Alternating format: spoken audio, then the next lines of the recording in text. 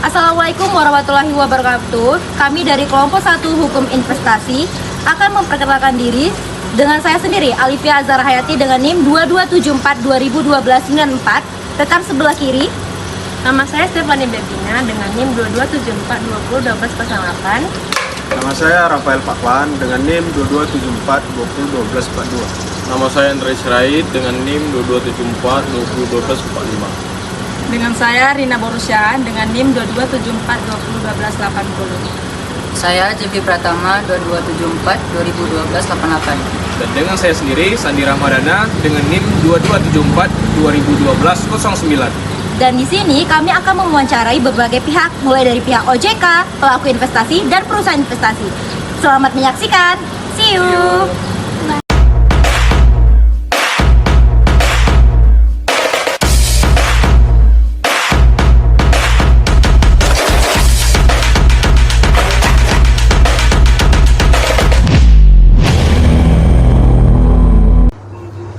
Baik, Assalamualaikum warahmatullahi wabarakatuh. Waalaikumsalam warahmatullahi wabarakatuh. Baik, sekarang untuk rekan-rekan semuanya, sekarang kami berada di kantor OJK.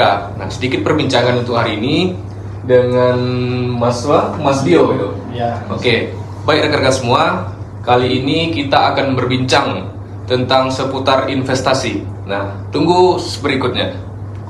Nah, pertanyaan pertama nih Mas, untuk Mas Dio. Sebelumnya perkenalkan, saya Alifia, Mas. Pertanyaannya adalah, apa langkah-langkah yang telah dilakukan OJK untuk meningkatkan literasi keuangan masyarakat terkait investasi?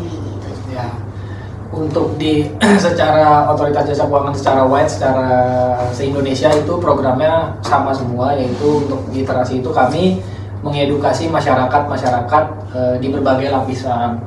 Contohnya di ibu-ibu, di anak sekolah, kemudian di yang paling ultimate adalah kami ini mengedukasi masyarakat itu untuk dilatih TOT, Training of Trainers. Kayak Olivia ini waktu itu mengikuti Duta Literasi Inklusi Keuangan.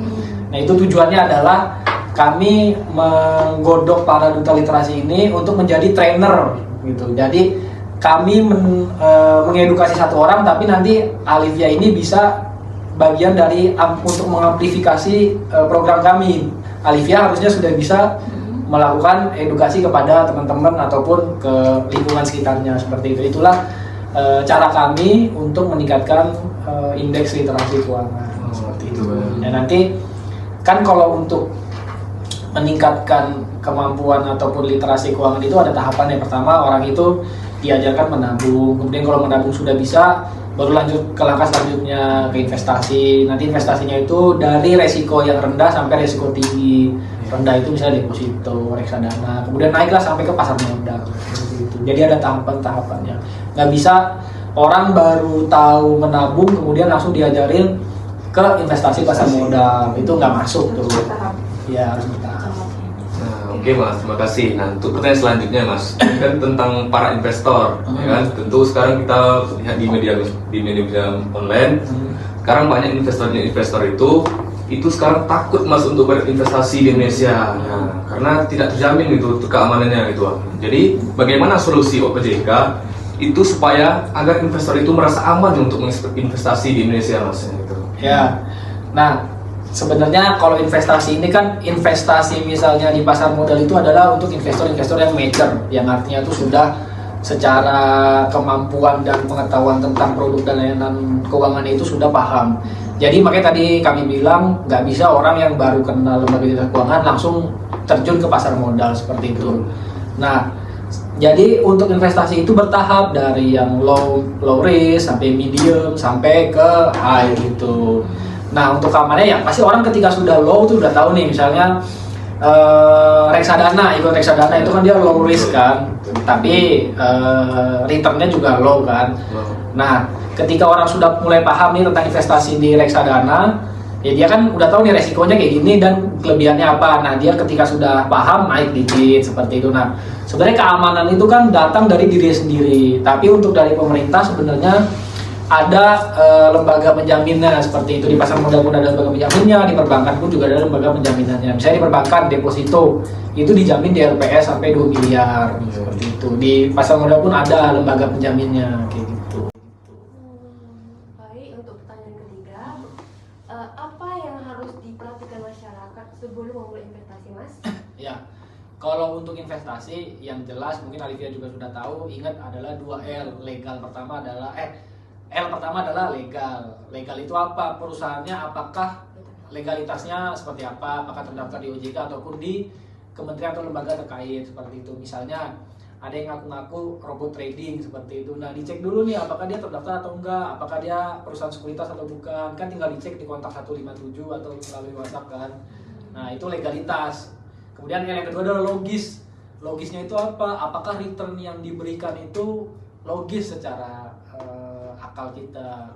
Misalnya ada yang nawarin kalian investasi returnnya adalah 1% per hari. Itu apakah masuk akal atau tidak? Tidak masuk akal. Tidak. Tuh, nah kan kalian anak hukum nih. Anak hukum itu kan tahu tuh ada pemenuhan pasal penipuan itu kan ada bujuk rayunya. Nah itulah, itu bujuk rayunya tuh di situ seperti itu. Ditawarin 1% per hari. Kalian punya duit 1 juta. Sebulan dapat berapa? Sebulan 100.000. 30 hari. 30 hari. Oh, kok 300 juta? 300.000. Sejuta plus 300.000. Oh, iya. Setahun jadi? Setahun jadi berapa lah tuh bang? 365% kan naiknya kan. Nah seperti itu. Itulah kalau nih logikanya gini, kalau saya punya atau tahu ada investasi seperti itu yang menguntungkan seperti itu, ngapain saya ngasih tahu kalian? Mending buat saya aja sendiri. Nah berarti kalau saya tahu ada investasi yang kayak gitu dan saya ngasih tahu ke kalian, itu sudah pasti adalah bodong kan. Ngapain kalau udah untung ngasih ngajak-ngajak orang kan? Mending buat gue sendiri kayak gitu. Ngapain ngasih tahu ke yang lain?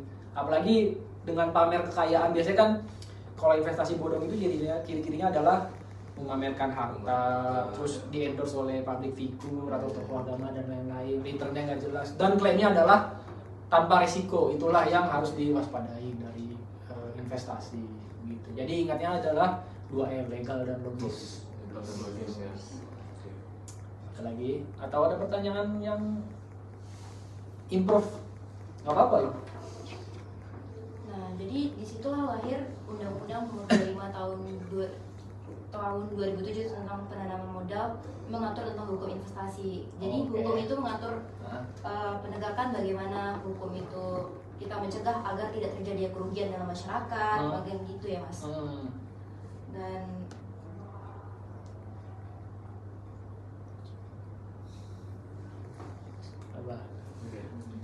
Oke, terima kasih Mas sebelumnya Mas ya. Ya. Kami dari mahasiswa itu dengan pemahaman yang Mas sampaikan tadi itu sangat bermanfaat tentunya bagi kami Mas ya. Ya. Nah, baik, sekian rekan-rekan semuanya. Begitulah hasil diskusi kami pada hari ini dengan Mas Bang Dio gitu kan. Nah, semoga kita sebagai mahasiswa dan rekan-rekan masyarakat semuanya bisa teredukasi dengan video kami hari ini. Ya. Nah, sekian semuanya, sampai jumpa.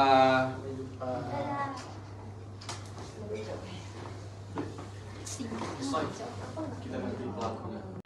Baik, di sini kami dari kelompok 1 Investasi. Pada siang ini kami berada di kantor IDX Indonesia Stock Exchange. Di sini kami bersama Bapak Nugroho. Selamat siang Bapak. Baik, di sini kami akan melakukan sedikit wawancara, di mana wawancara ini akan dimulai dari kawan saya pertama, Rina. Pak, saya akan bertanya kepada Bapak, yaitu apa alasan Bapak ingin terjun ke dunia investasi? Alasan saya penting pertama investasi itu adalah investasi. Ya, itu kita investasi berarti kita keuangan Indonesia itu kan dari masa depan, baik itu pengelolaan pendidikan anak maupun untuk usia pensiun. Jadi hal yang paling dasar ya, mari kita sekarang ini untuk mengalahkan inflasi, jadi keuangan kita itu pendapatan kita bisa di atas dari inflasi. Baik Pak, di sini saya akan bertanya sedikit. Bagaimana Pak kalau Bapak saat memulai investasi di Indonesia Stock Exchange? Pengalaman Pak. Kalau pengalaman ya pastinya masing-masing punya hal-hal yang berbeda ya. Tapi kalau dari saya sendiri, kalau ini investasi di pasar modal ya atau di bursa efek Indonesia, ya teman-teman itu harus coba ya, harus mencoba, harus memberanikan diri untuk mencoba untuk bisa berinvestasi. Ya, produk pasar modal kan ada 3, tahu kan? Ada saham, ada reksadana, ada obligasi. Ya, jadi mulai dari hal yang kecil dulu, misalkan beli reksadana dulu. Ya, nanti dari situ profil risikonya meningkat. Nah, mulai belinya ke saham gitu ya kan. Jadi mulai dari step by step gitu. Ya. Iya. Jadi Pak, apa peran edukasi dalam membuat keputusan untuk investasi? Peran edukasinya, kalau untuk membuat keputusan investasi, yaitu tadi seperti yang saya bilang, bahwasanya kita harus melihat profil risikonya kita. Kita mau bagaimana nih? Apakah saya ini profil risikonya orangnya nggak mau terlalu ambil pusing? Saya begitu mungkin banyak pekerjaan dan segala macam, saya nggak mau ambil pusing, tapi saya mau imbal hasilnya pas nanti di setahun kemudian atau 3 bulan kemudian hasilnya ada. Ya udah, saya berarti berinvestasinya pada reksadana. Tapi kalau saya tipe orang yang risk taker, ya suka mengambil hal-hal yang agresif gitu ya. Nah itu bisa saya investasinya ke saham gitu ya. Nantinya saya punya waktu banyak dan sebelumnya waktu untuk menganalisa dan saya bisa belajar tentang masing-masing karakter investasi. Saya bisa langsung terjun ke sahamnya aja langsung. Jadi tak terlalu berfokus pada satu bidang. Enggak, itu tadi kembali kepada profil risiko kita masing-masing. Jadi kalau misalkan masnya tadi ini mas mahasiswa ya kan nggak punya waktu yang terlalu banyak gitu ya. Jadi kalau mungkin penggunaan dananya juga nggak begitu banyak, ya udah berarti investasinya mungkin ke reksadana pasar uang misalkan, atau reksadana pendapatan tetap gitu. Ya memang imbal hasilnya itu tetap gitu kan. Jadi Pak, bagaimana pendapat Bapak tentang peranan wanita berinvestasi yang ada di Indonesia? Peranan wanita ya, kebetulan saya laki. Peranan wanita kalau di industri investasi itu sebetulnya baik ya. Perempuan adalah menteri keuangan dalam rumah tangga. Ya kalau kita udah rumah tangga nih. Nah, apalagi yang belum itu udah dari dini itu udah bisa bisa menyikapi keuangannya itu supaya pada saat dia udah menikah dia udah bisa mengambil atau menyisihkan ya dana darurat gitu kan, dana darurat untuk bisa nanti untuk ada kebutuhan lainnya. Nah kembali lagi tadi ya, untuk di kategorinya peran wanita mungkin dalam sektor di ibu rumah tangga, untuk sektor investasi itu penting ya. Kenapa?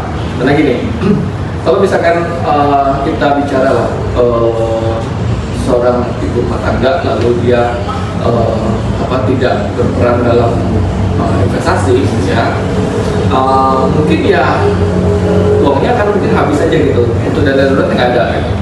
Nah tapi kalau dia bisa berinvestasi, tapi berinvestasinya dalam hal apa? Nah kembali lagi nih, profesi risikonya ibu rumah tangga itu di zona nyaman.